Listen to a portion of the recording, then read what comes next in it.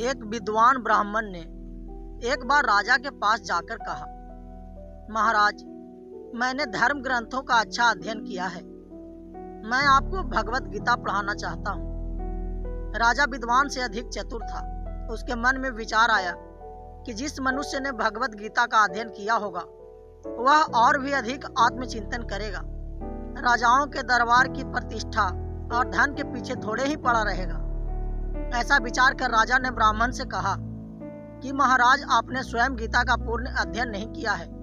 मैं आपको शिक्षक बनाने का वचन देता हूँ, लेकिन आप अभी जाकर गीता का अध्ययन करें और अच्छी तरह से उसका स्वाध्याय करें।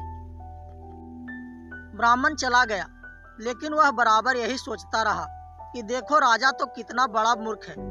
वह कहता है कि तुमने गीता का पूर्ण अध्ययन नहीं किया और मैं कई वर्षों से उसी का बराबर अध्ययन कर रहा हूँ। उसने जाकर एक बार गीता को फिर पढ़ा और राजा के सामने उपस्थित हुआ।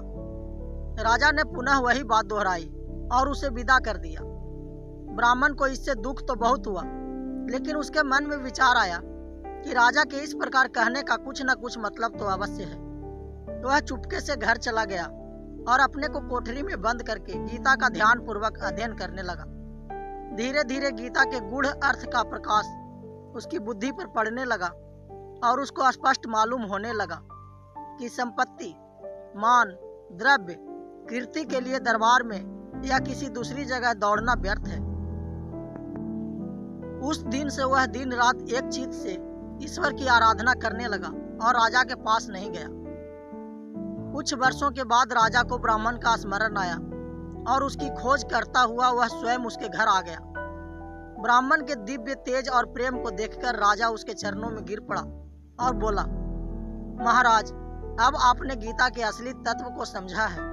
यदि मुझे अब अपना चेला बनाना चाहें तो प्रसन्नता से बना सकते हैं।